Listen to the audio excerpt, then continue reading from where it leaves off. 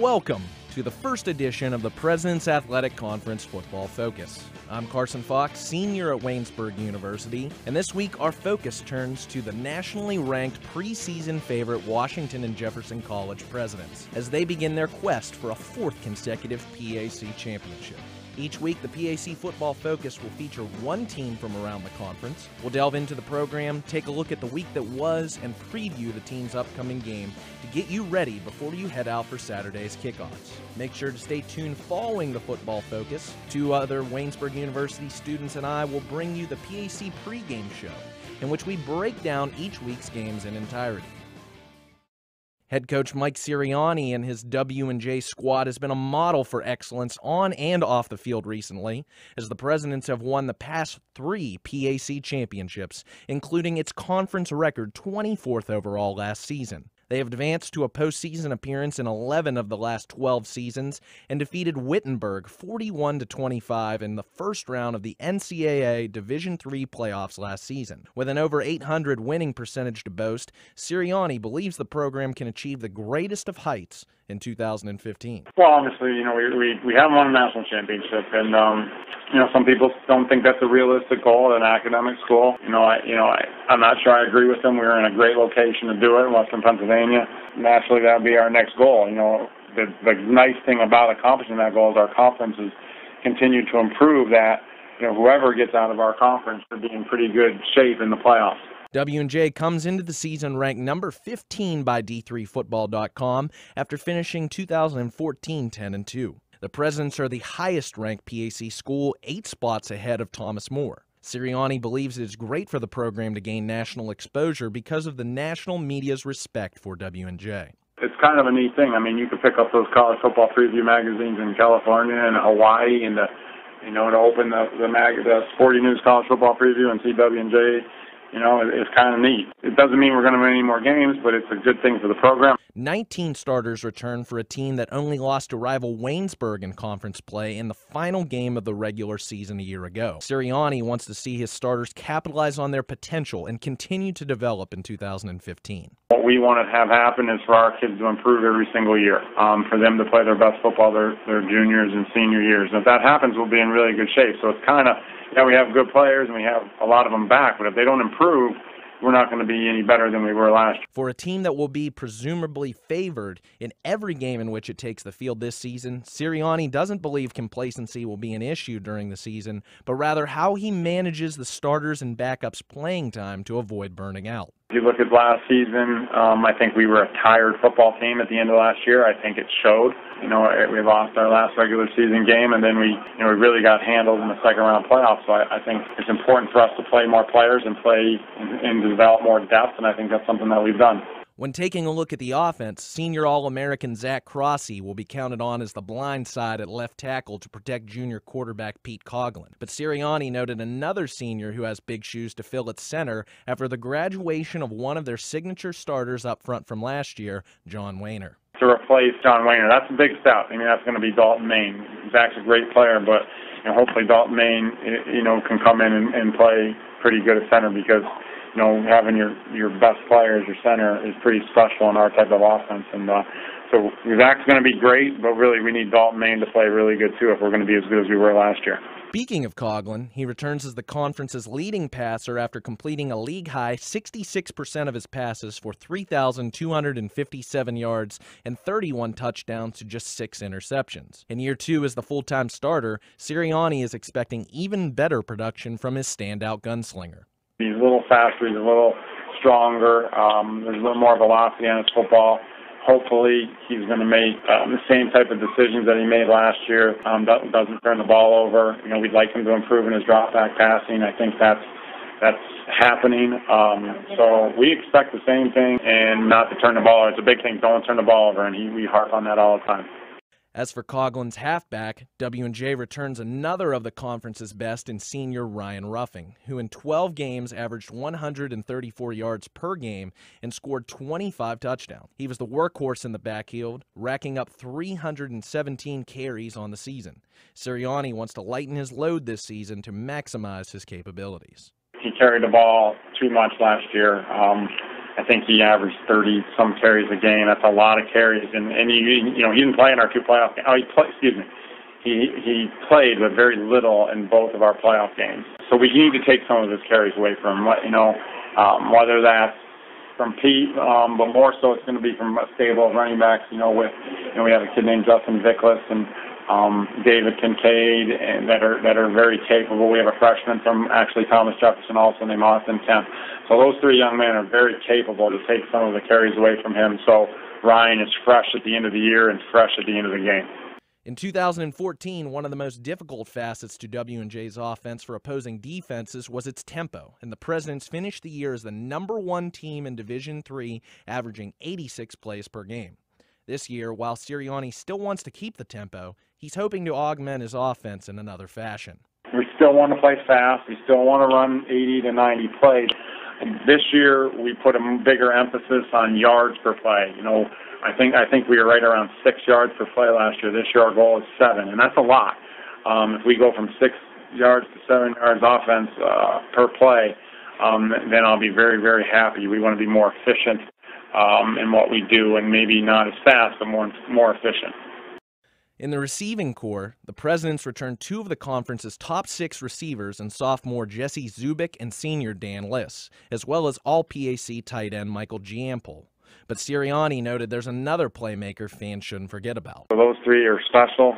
Jesse can stretch the field. Danny Liss amazes me every time, he touches the field. He just seems to get better. We expect him to get better, and people are forgetting. There's a kid named Eric Scott last year that started our first 2 games and had 10 catches through 2 games and then went down with an injury in that second game, and he's back. So you could technically say we have 19 returning starters because he's every bit as talented as those other 3 people. So, we have a good receiving corps. We're excited about where we're at, and we expect them to make a lot of plays this year.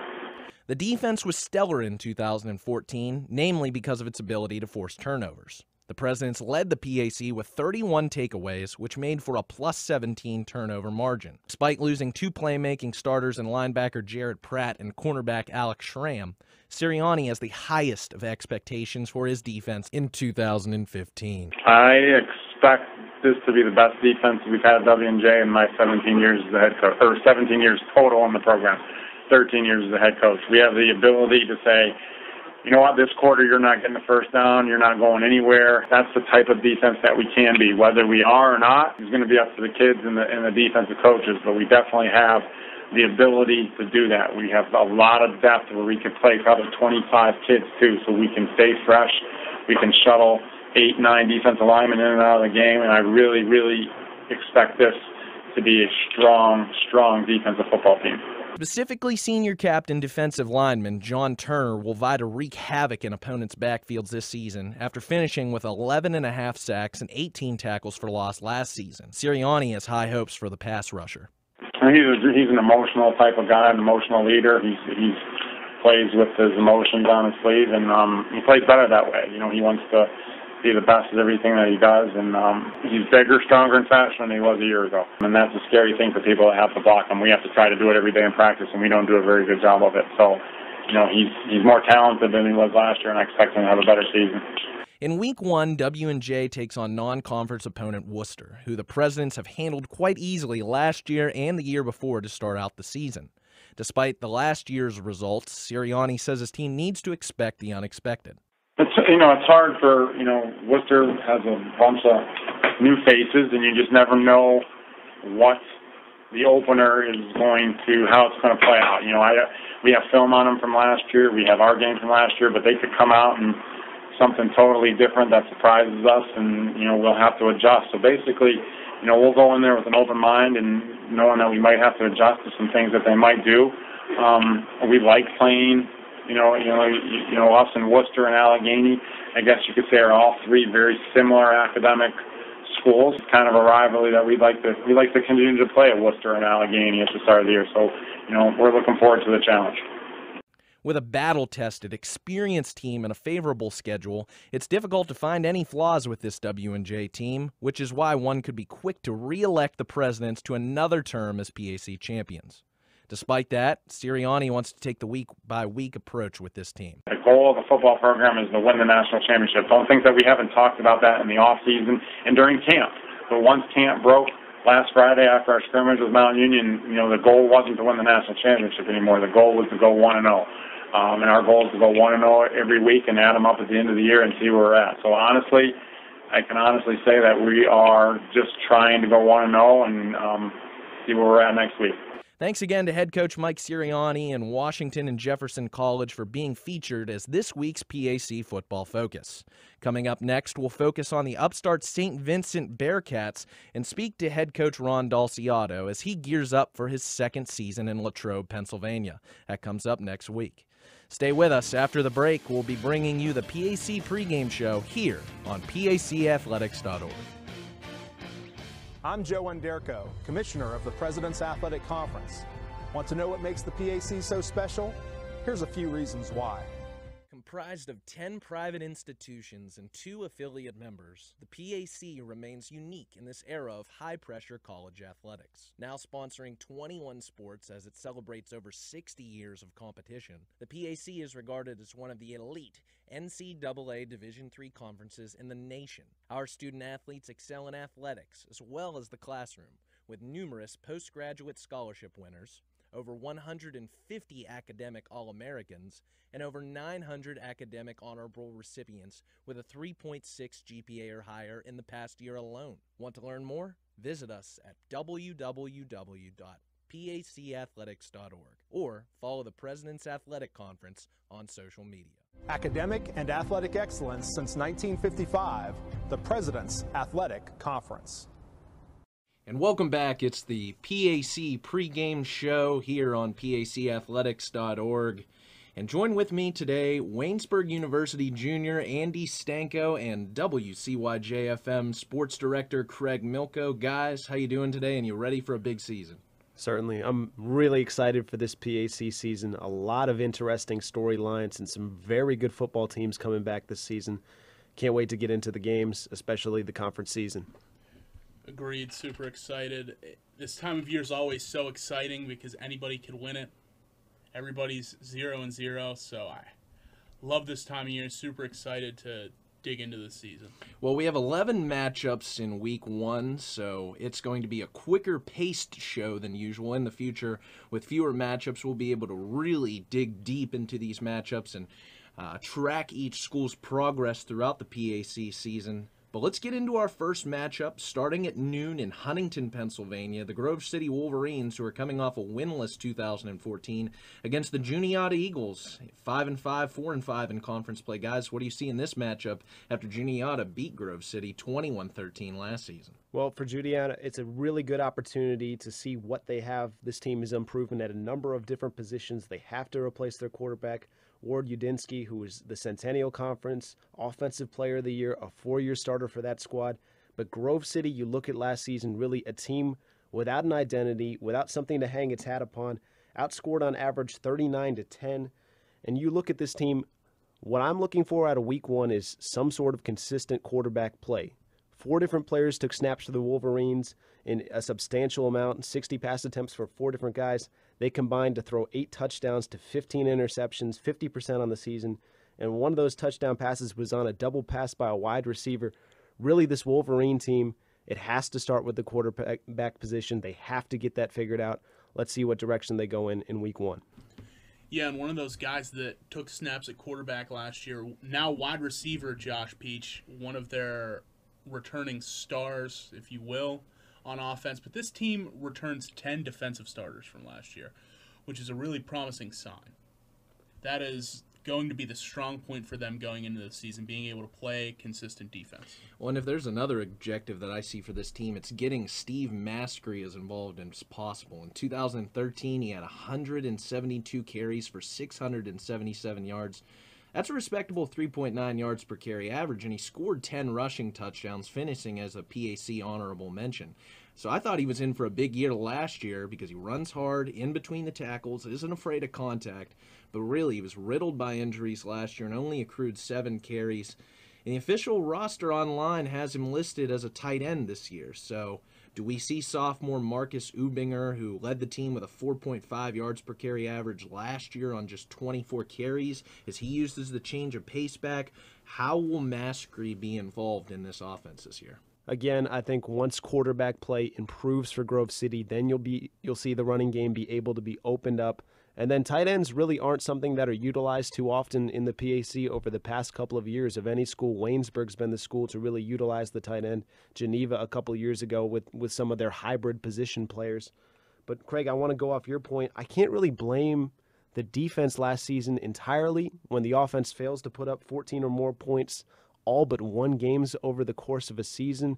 Really, losing Jason Scrim was certainly a blow, probably the biggest name on the Wolverine team last season. 20 tackles for loss. One of the best in the PAC at the linebacker position. And really, when you look at the 10 guys returning, Grove City, much like some of these other teams in these other sports, the step here is to become competitive and maybe win a game against one of the better teams in the PAC. I think they certainly can compete with the CMUs of this conference, with some of the lower teams, the Teals, the Westminsters. Well, not Westminster, but the teams picked down there. Grove City, of course, picked at the very bottom of this conference. Hopefully they can be more competitive this season. Yeah, and it's the final first game of a season for head coach Chris Smith, coming into his 32nd season at the helm of the program. He is abdicating the throne, if you will, at Grove City, turning it over to assistant head coach and offensive coordinator Andrew Didonato after this year. So the last first game for head coach Chris Smith at Grove City, and we wish him good luck in his curtain call. And in our second matchup, probably the most hotly contested matchup of Week 1, the number 19 St. John Fisher Cardinals at the number 23 in the country ranked Thomas More Saints in a noon kickoff in Crestview Hills, Kentucky. The Saints finished the season last year 8-2, 5-1 in PAC play. And it's the first game for new head coach Regis Scaife, and he has a tough task in his first game against a St. John Fisher team that beat Washington and Jefferson both in 2012 and 2013. And the Saints have heavy hearts opening the season after the loss of junior Mitchell Kramer, who was killed in mid-August. So, Andy, what do we see in this matchup for the Saints? Well, the thing I'm watching most closely for Thomas More is what does this offense look like without Dominique Hayden, a 3-time Offensive Player of the Year for this conference, an All-American. He earned a tryout with the Baltimore Ravens because of his exploits at Thomas More. Really, he's made life easier, much easier on Jensen Gebhardt over the past few years. And Gebhardt is one of the few senior quarterbacks in the PAC this season, but he really hasn't been pushed to carry a team. Now, Thomas More has had some talented backs behind Hayden these past few years, but that safety net, that running back isn't there for him. I'm very interested to see how he matches up against a St. John Fisher team that is no joke whatsoever. Agreed, St. John Fisher is no joke, but when I look at the running back situation here, I'm not worried. C.T. Tarrant was also one of the top players in the PAC, ranked 6th overall in rushing, 745 yards on the season. That's 7.9 per rush attempt. Best in the PAC. Best in the PAC, exactly. 10 touchdowns. This kid's no joke either. I don't think we're going to see that kind of drop-off. And then I'm a huge fan on the defensive side of the ball of senior defensive lineman Eric Butler. 69 tackles, 7 sacks, 11.5 tackles for loss during his junior season. And senior defensive back Kyle Fuller is one of the conference's best after his 5 interception and 5 passes up broken junior season. I agree. I think that Jensen Gebhardt needs to take that progression upwards amongst the top 2 with Pete Coghlan in this conference at quarterback, and he'll have the chance to do it because he returns his leading receiver, Goose Cohorn, who had 910 receiving yards, 10 touchdowns, and also senior Tyler Vogelpool, who will see an increase in targets as the number 2. But it is a tough contest to face the Cardinals, especially running back Tony Fusco, who rushed over 1,100 yards and 9 touchdowns as a freshman a year ago. And this is a Cardinal defense that just allowed over 15 points per game to opponents last season. Yeah, allowing just 3.1 yards per rush. Opponents only converting 26% of their third downs against St. John Fisher last season. Opponents only scoring 52% of the time in the red zone, coming away with touchdowns. Those are incredible numbers defensively. You've got 5 major contributors back for St. John Fisher. And Jensen Gebhardt only sacked 9 times last season. He was really protected by Dominique Hayden. I certainly agree with you, Craig. Tarrant is more than capable a replacement, not to be a replacement for the production, but someone who can fill that void for Dominique Hayden. But Jensen Gebhardt has struggled in the big games, especially against W&J this past few seasons. This is a chance for him to play in one of these high-caliber games before the PAC season starts. All right, moving on in a matchup that features a new coach with a new school and against his old school. The number 8 John Carroll Blue Streaks at the St. Vincent Bearcats, and it's a second year for head coach Ron Dulciato, who I alluded to. And I think we'll see a different result in this game after last year's 44-0 shellacking against the Blue Streaks. Guys, what do we see in this matchup? I loved the opening season from head coach Ron Dulciato last year in St. Vincent. The Bearcats were picked to finish dead last in the PAC. They came out and won 4 games in conference, finished tied fifth, with Westminster right behind Bethany. And really, you look at that meeting last year, you had the first game of the Dulciato era with Deacon and Borgans at quarterback, Deacons and Borgan, no Shavante Kraft in that game. And really, I feel this team is much more comfortable with the new offense. I spoke with Coach Dulciato after week 2, and he said the guys were still figuring out what they were trying to do. I think with a season under their belt and some confidence in knowing the system, the game will be more competitive. But John Carroll is a national power not to be reckoned with. Agreed, and I think this offense last year was really looking for a quarterback, and I think they found theirs in transfer Evan Sheminski. He's a senior. He's from Kent, Ohio, but the guy has played both at Mount Union, where he appeared in 1 game. He was also a wide receiver and a quarterback at Kent State in his time there. Anytime you bring in a guy with Division I athleticism like that, it's going to do a lot for your program, especially at the quarterback position. They had 2 guys splitting time, and you know what they say. If you have a 2-quarterback system, you might as well have a no-quarterback system. You really don't have any. And I think that was really the missing piece for them to elevate to maybe that 4th best team, perhaps the 3rd best team in this conference. I think Ron Dulciato is very cerebral football mind and is really creating a culture at St. Vincent for the first time in a long time. This is going to be a winning squad, and I'm excited. But this John Carroll team, they're from the OAC. They don't joke around. They compete every year with Mount Union. This Blue Streak squad is a tough one. And we haven't yet to mention that St. Vincent brought in a class of 80 new players. That's insane. 80 new players are on this Bearcats team, so I think you're going to have a few playmakers at least that we'll be seeing in starting roles this upcoming season. They do retain one of my favorite players in veteran secondary, led by the PAC's Rennie LaRue Holloman. He made headlines coming out as a freshman starter at linebacker. He was a linebacker sophomore year, a safety last year. Where do we see him in this secondary that likes to force turnovers? And also, I think Shavante Kraft can't be overlooked. The league's 5th leading rusher last year with 813 rushing yards, 9 touchdowns, while also playing in just 9 games. It really does, I think, fall on Sheminski's shoulders to see how much this team can progress, because it seemed like if last year St. Vincent just had a quarterback, they would have been more competitive in a Waynesburg game in week 2 and could have, even though that was a non-conference game, a win's a win. But they really came on strong towards the end of the season, and I think that we will be seeing this team making waves in the conference this season. St. Vincent last year, 2nd in takeaways with 28, 14 forced fumbles. That's being coached to strip the ball, 7 blocked kicks. This team did the little things. They made more field goals than anyone else. They ran back a kick for a touchdown against Waynesburg.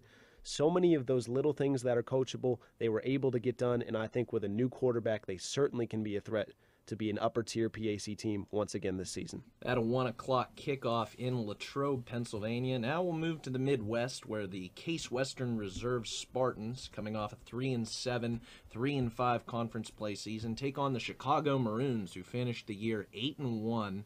And that game being played at 1 o'clock in Chicago, Illinois. It's a matchup of former University Athletic Association members. Year 2 for Case Western Reserve as a member of the PAC as an affiliate football-only school, while Chicago is joining the Southern Athletic Conference this year. Now, Chicago won last year's matchup 20-10 on Case's senior day. Guys, what do we see in this matchup? Well, Case Western, it doesn't get any favors because of its schedule. Last season didn't get to play Grove City, which would have been a win. Westminster, which was a 500 football team. But you look at the record last year, playing St. Vincent, Bethany, Waynesburg, W&J, Thomas More, and the University of Chicago. Those are 6 of the 7 losses, and those are 6 really good football teams. So Case Western has its handful with this Chicago team, but what you see in that last year's game against Chicago, Chicago led 10-0, 2 scores on Case early on short fields. A fumble return for a touchdown to get up 17-3. Case Western far too often last season beat itself, and the lack of offensive playmakers, I think that linebacker unit and defensively, they were sound. But once you get up 2 scores in this Case Western team in the year 2014, it was all over. Yeah, and that's something where I really want to see from this Case Western team.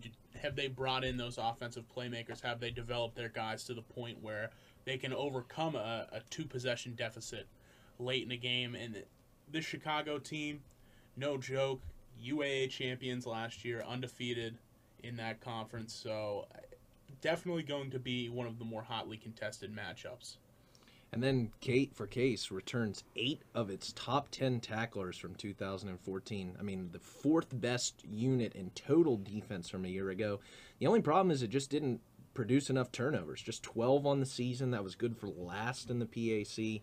And in a game you mentioned, Andy, lost to St. Vincent by just 3 points, and then 4 of their other losses were by 11 points or fewer, including just a 10-point loss to Juggernaut W&J.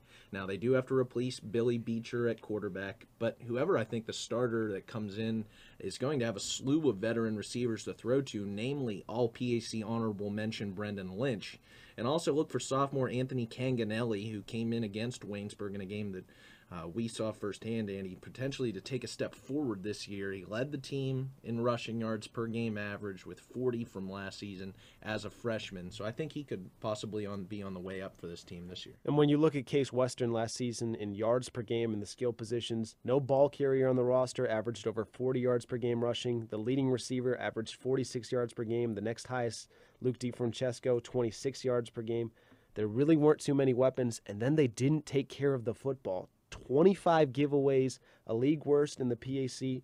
Even if they had the most efficient red zone offense, coming away with scores 84% of the time, they made only 32 trips, which is tied for 8th in the conference. That's not what you want to see out of a team that had a strong defense. They do lose Everett DeShong, one of the linebacker leaders, but I like the rest of that core. KJ Peterson, Aaron Weisberg, Gavin Sandage was a name. Certainly last season he was injured for a little bit, but I believe in this Case Western defense. We'll see. Maybe Rob Kuda is a name at quarterback as well. But Chicago, certainly a strong defensive team, one of the better teams in the country last season. Number 5 in total defense, number 15 in scoring defense. It'll be a low-scoring and competitive game. Another rematch from 2014 between 2 former UAA schools. The Carnegie Mellon Tartans, year 2 in the PAC as a football-only affiliate member. 4-6 overall, 3-5 in PAC play. Lost all 5 road contests in 2014 at Washington University. The Bears were 4-6 last year. And this game's a 1 o'clock kickoff in St. Louis, Missouri. Guys, what do we see in this matchup between the Tartans and the Bears when last year Carnegie Mellon, Zach Cree won the game thanks to a rushing touchdown with just 11 seconds left in the contest to put CMU up 1 point? Well, first off, CMU catches a break when you look at their schedule, not having to play Waynesburg, not having to play Thomas More last season or in this season. But when you look at that offensive attack, much like Case Western, sort of vanilla last season, sort of just blending into the rest of the conference, outside of Andrew Herron, not much else except for Sam Banger, who came out at the second half of the season, started the final 5 games, led the team in rushing with 3 100-yard games, those coming against Grove City, St. Vincent, and this Washington team. Had almost 6 yards per carry, so that's a name I'm certainly looking for. But defensively, things have to improve. 27 points per game against, over 400 yards of offense against on average. CMU has a chance to do some things this season, but they have to take care of business, especially defensively, to give their offense a chance to develop to win games. Yeah, and speaking of development, I really want to see Andrew Herron's development this year. Coming into his senior year, he had a shaky time dealing with PAC defenses, 12 touchdowns to 10 interceptions, was 8th in the league in passing efficiency. I really want to see what he brings to the table and how he's developed in the offseason. I think that's really going to indicate how Carnegie Mellon can compete moving forward. And another note defensively for CMU I can hit on.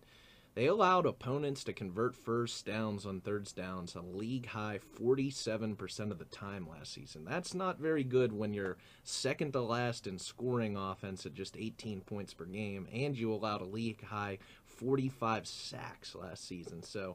But it's sometimes, I think with this Carnegie Mellon team in 2014, it was better to be lucky than good. And I mean, they benefited on timely turnovers. It's kind of hard to believe that at the end of the season, Carnegie Mellon had more turnovers than both Waynesburg and Thomas More, two of the better defenses last season. But I agree with you, Craig. Yeah, 12 touchdowns to a 10 interception ratio, I think. And I liked what you said, Andy, about Sam Benger.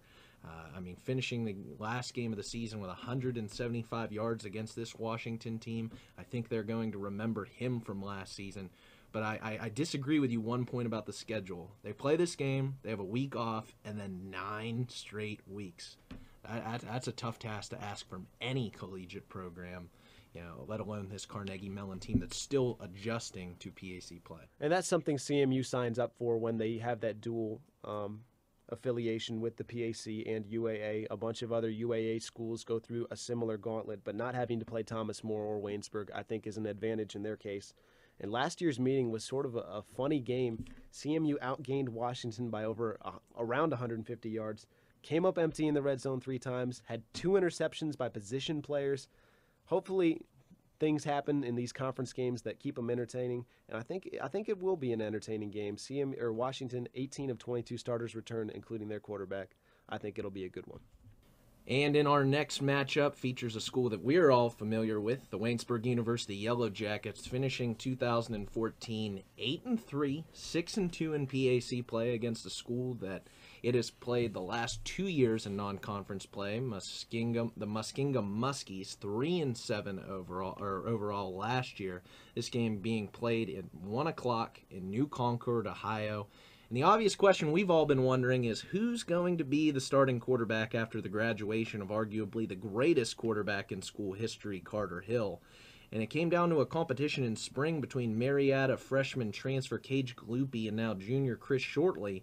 But it's Jake Doherty, a freshman from Fairmount, Pennsylvania, who's going to get the start. Guys, what do we see in Doherty's debut for the Yellow Jackets? Well, the question for Doherty is, who is he going to get the football to? And when speaking to Coach Rick Shepis, he was adamant that the playmakers this year on the outside, while they won't be as explosive as the past when we've seen Andrew English, Bernie Thompson, Zach Kappen at the tight end position, it's going to be Tim Cooper, it's going to be Kevin Barnes, and it's going to be Willie Lavelle, who's coming back for a 5th season, which Coach Shepis highlighted as a key for this team. He said Willie Lavelle is the threat out of the backfield, and he's been practicing 2 days a week as a wide receiver. Certainly, in terms of this offense, those are the 3 guys who are going to want to have the ball in their hands for this team to be successful. And really, Jerry Lawman's also a key. He needs to stay healthy. It's something he's struggled with these past few years as well. You mentioned Willie Lavelle, and I call him a bit of a 5-tool player because out of all of Waynesburg's returners, he leads in rushing yards, receiving yards, kick return yards, overall touchdowns, and, ready? Passing yards. That's wild. Right. That's right. And mainly this is due to the fact that Carter Hill didn't have an understudy. He had Dave O'Brien behind him, who was also a senior. Fellow senior, yep. Which is why we now have a freshman taking snaps at quarterback, and it's definitely a tabula rasa season of sorts. The slate has been swiped clean for this Waynesburg offense, and we're going to see something new. Do we see a very run-heavy team with Willie as well as Jerry Lawman both returning? Do we see a wide receiver or two, as well as one of our quarterbacks really step up? And do we see an air raid offense again? We have no idea right now. What we do know is we're returning some very solid guys defensively. Aaron Palmer, he was tied for the team lead in tackles and tackles for loss. Zach Meshuga, who leads all returners in tackles for loss. So there are guys there on defense that will really be anchors, but losing Mike Lopahovsky on defense is also something that's huge. He was the other person who Palmer was tied with for overall tackles on the team, and he was really a ball hawk for this Waynesburg defense. So that's something that they're definitely going to have to figure out. Good points there, Craig. I wonder what form of offense do we see. Is it the air raid or is it the power eye of 2012? And also, is depth going to be an issue on defense? Because Shep has said that they worked all spring on bolstering that secondary that finished last in pass defense last year. He said they addressed it. They feel like they've fixed it. But where do we see with players who didn't see much playing time over the last 2 years, now starters as juniors without varsity experience? That'll be the best question. But guys, we have to move on from. I'm sure we could talk about Waynesburg football for a good 2 hours we could. here. Could fill a whole 45-minute show with just that game. All right, so we'll move on to another juggernaut game. And we saw this last year, a rematch from 2014. The Bethany Bison, 6-5 in overall last year, 5-3 in PAC play, facing the number 2 team in the country, the Mount Union Raiders, who finished as the national finalists. And this is a 1:30 kickoff in Alliance, Ohio. And I have to say, to start off, kudos to Bethany for wanting to schedule this series, because if you aspire to be the best, you have to challenge yourself when making a schedule, and Bethany's doing so by playing the national finalists, the number 2 team in the country. But, and I would say at one point in time, you get crushed 58-7 in week 1. But it also helped. The Bison went on to win their next 5 contests, including an overtime win on the road at Westminster and a win on the final play of the game against Waynesburg. But then a 34-3 loss to W&J carried over to 4 other losses, including a 41-35 high-scoring affair against St. Vincent and a dull ECAC bowl game against Stevenson. Guys, what do we see from the Bison this year? Well, really, at Bethany, the focal point of this team is the defense, with all the returners, including Nadim Radar, of course, the reigning Defensive Player of the Year for the PAC. And also in that front 7, Donovan Hayden, Khalid Pierce, Larry Potier. You've got other PAC honorable mentions. You've got guys all over the field who have had experience getting out there and playing against the best of the PAC. Unfortunately, offensively, no Brian Vales coming back. And really, when you look at the second half of Brian Vales' this season, 1 year ago, things weren't pretty. And it comes with an easy schedule early on. Over the first 6 games, had a pass efficiency over 100, 8 touchdowns, 4 interceptions, over 1,100 yards. But 5 touchdowns, 11 interceptions. Within the final 5 games of the season, at least 2 interceptions, 15 picks led all of the PAC. This is a cautionary tale. Vales coming in to replace Matt Grimard, giving the keys to the offense to a young player, didn't have a chance to have any experience beforehand, and now they have to start from scratch and do it all over again this season with a defense that's really primed to play for a title in this conference. Absolutely. Defense, that's what I think of when I think of Bethany, which is funny because a year ago, 2 years ago, I thought of Matt Grimard in that offense, but this Nadim Radar-led defense is going to be nothing short of phenomenal, I'm sure, this year. Those guys are great. And they'll be tested very early against this Mount Union team. I don't know if it'll be enough, but it'll be a great test for them early on. What I liked about Bethany was its use of tempo in its offense, and that was the way that it was able to get up 20-0 against Waynesburg in a game that we all saw. I like Phil Acree. I like Jalen Holmes in the backfield. I think we'll see heavy doses of the run game early on in the season as they work in a quarterback. But at the end of the day, if you're having a PAC fantasy football draft, you're arguably the number 1 player and the best wide receiver in this conference. It's Eric Blinn. Eric Blinn. 1,000 yards again. He's an All-American coming into the season. Sensational player for this Bethany team. So you have him to throw to for whoever steps in day 1 at quarterback. That game, once again, a 1:30 kickoff in Alliance, Ohio, against the number 2 team in the country, the Mount Union Raiders. No Kevin Burke in that one for the Raiders. Let's move on to another rematch from week 1 last year. The Frostburg State Bobcats, 4-6 overall last year at the Geneva Golden Tornadoes, finished the year 3-7 overall, 2-6 in PAC play. A night game, 7 o'clock kickoff from Beaver Falls, Pennsylvania. And last year, Frostburg State's dual threat quarterback Ken Emmons went up 24-0 on Geneva by the fourth quarter. But then the Golden Tornadoes made a valiant comeback, and had they recovered the onside kick with only a minute left in the fourth quarter, it could have been one of the best comeback games of the year for Geneva. Guys, what do we see from this Golden Tornado squad in the year 2 of starter for Aaron Channing, quarterback? Well, Geneva had a really strange season last year. When you look at winnable games, they dropped to Waynesburg and CMU on the road, and then they get the better of Bethany at home, and then are blown out by Westminster in Beaver Falls. Geneva, traditionally very good at home, and Aaron Channing's, that's the key to this team.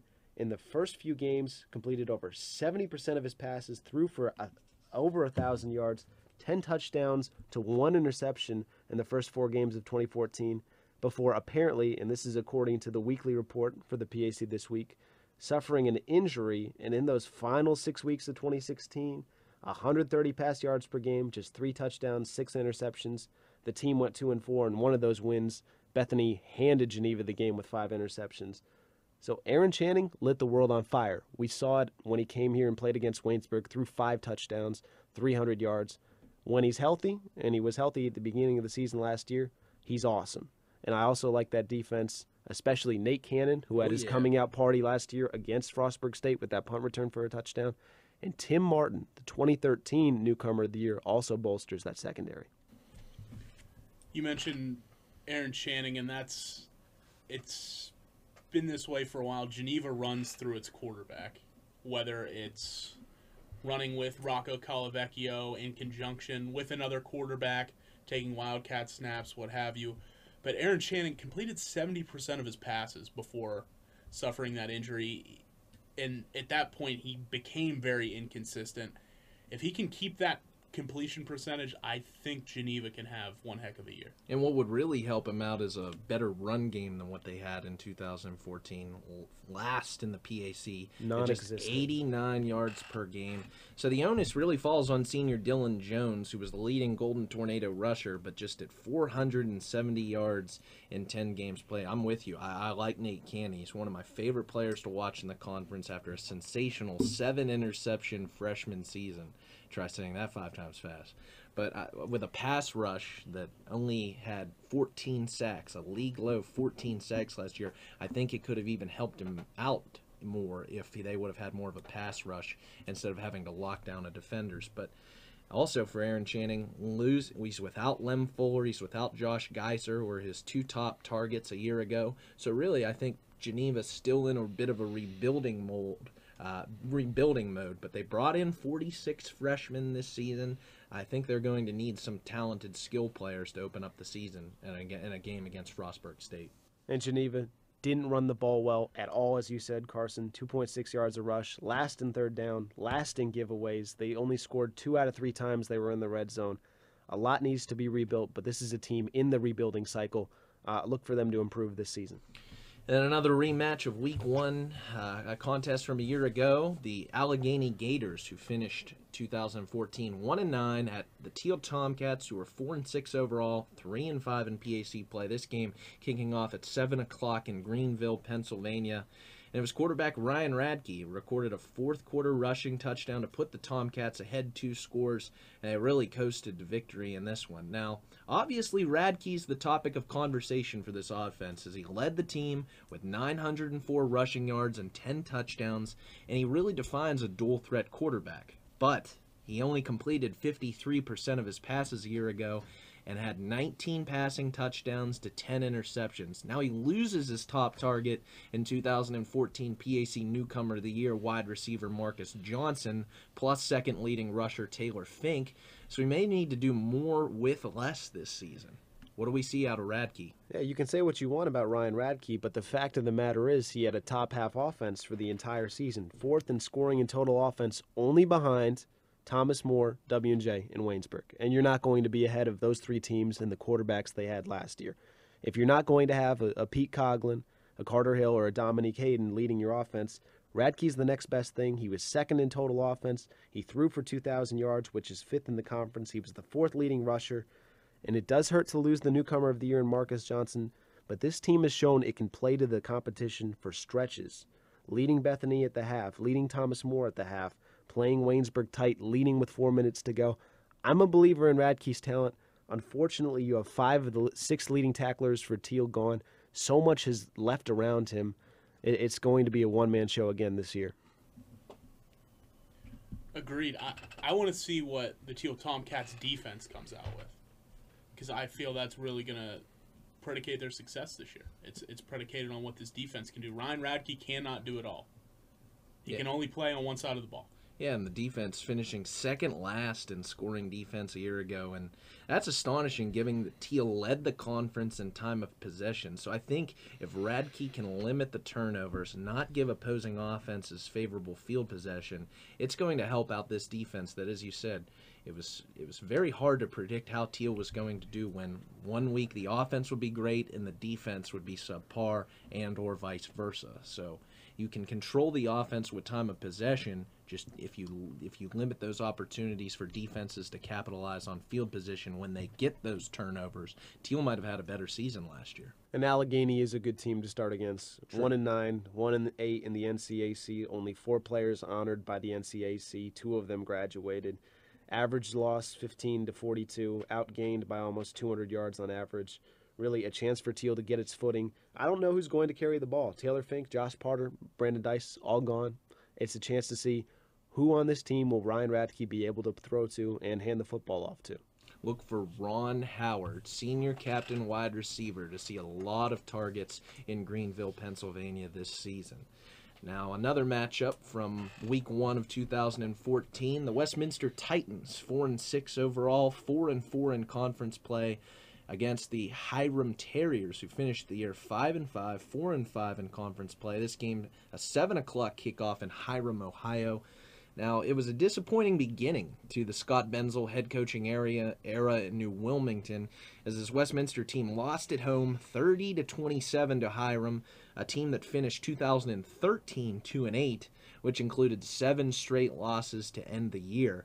But after starting out the year 0-5, Westminster ended the season on one of the hottest hot streaks of any team in the PAC. 4 wins and a loss to Waynesburg in the final minute, 26-21. Guys, what do we expect for this Westminster team in year 2 of the Scott Benzel era? I expect more progression from this team. You look at that 0-5 start, a 3-point loss to Hiram, and then the schedule. W&J, Bethany, at Thomas More. So there's 0-4, and then another 3-point loss to CMU on a 50-yard field goal as time expires. And when you look at this team, Paul Colombo in his freshman season had the best non-Pete Coghlan rookie quarterback season of anyone in the PAC. 2,200 yards, 4th in the conference, 21 touchdowns, 3rd in the conference, 3 rushing touchdowns. He had a rough start, especially with W&J, Bethany, Thomas More, 3 of the best defenses in this conference. No touchdown passes, 3 picks, 122 yards per game. But then to end the season, 20 touchdowns, 4 picks, 1,600 yards in the last 6 games. That's 271 yards per game.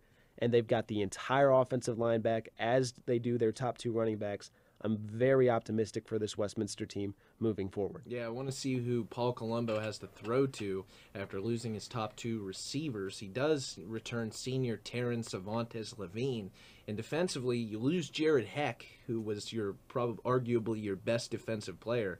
But you were returning sophomore Todd Jeter, who performed admirably as a freshman, finishing the year tied for 4th on the team in tackles. He had 3 interceptions, 8 pass breakups, and 11 passes defensed.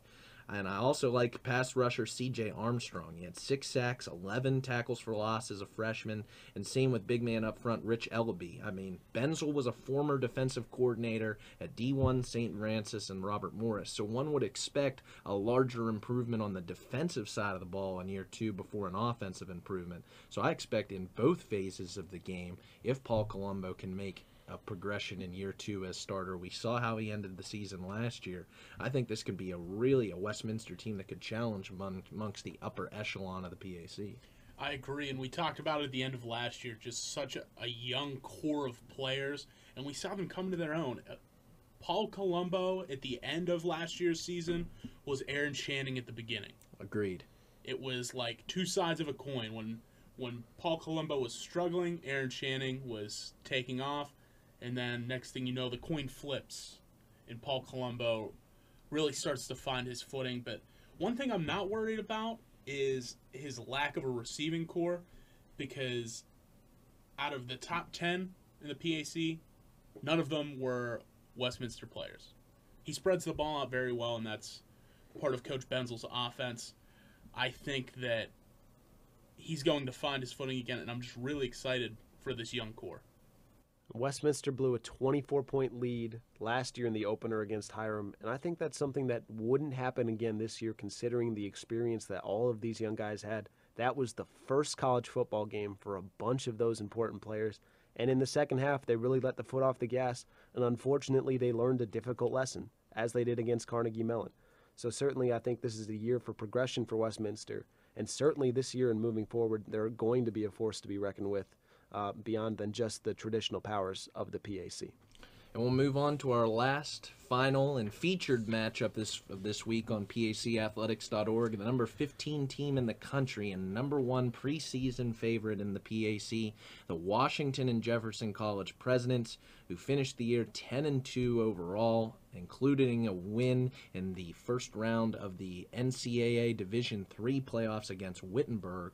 They finished 7-1 in PAC play in a game we all remember against Waynesburg here at John F. Wiley Stadium, and they're at the Worcester Fighting Scots, 4-6 overall last year, and the last 2 years now W&J has played Worcester and beat them by more than 30 points. There's a 1 o'clock kickoff in Worcester, Ohio. Guys, what do we see between Worcester and W&J? W&J, the favorites in the PAC, certainly for a reason. So many players back this season, so many important names back this season. Quarterback Pete Coghlan, running back Ryan Ruffing. Ryan Ruffing had over 300 touches last season at 5 yards a pop, 1,600 yards for the season, 25 touchdowns on the ground, 4 through the air, led the conference in touchdowns and rushing, especially down the stretch.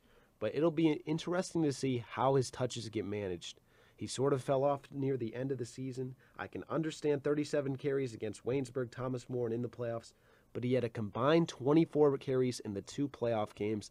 That's a storyline I'm going to be watching throughout this season. He's certainly a talented back, and W&J does have the depth at the offensive line and in the backfield to give him some blow. And then Pete Coghlan, what can you say about that rookie season for him? He was phenomenal last year. I just expect it to continue.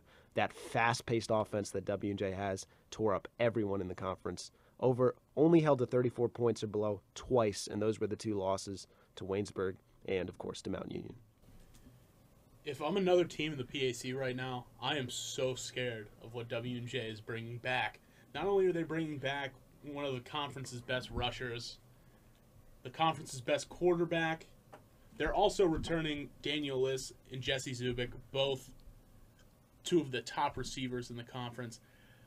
This is a team that didn't drop off, that was already phenomenal, won the conference last year. It's like nothing I've seen in my time in the President's Athletic Conference. And head coach Mike Sirianni told me this week that he thinks this is the best defense that he's had in 17 years with the program. So the only obvious question is who can beat them. And I think the only thing is complacency. And that's what I asked him.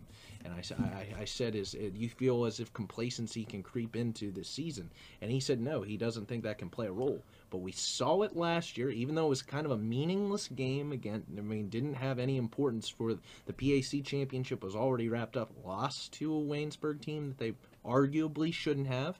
2 years ago, lost to Bethany, ruined another perfect season. He and the rest of the team have their eyes set on a national championship. And with 19 returning starters, it's not out of the question to say that they can't challenge for a national championship, especially with the depth that they have across the board. So the only thing that I think that can beat them is themselves. And you look at the PAC, and you look at the foes who have bested W&J in the last 3 years. You mentioned them. Carter Hill and about 7 other Waynesburg seniors had signature performances against W&J. I could name 7 or 8 right off the top of my head. Matt Grimard 2 years ago. Dominique Hayden 3 years ago.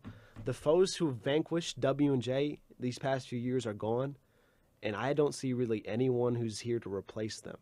This is probably the easiest path W&J will have to a PAC title. This is their conference to lose, and if that's true, this is the best defense they've ever had.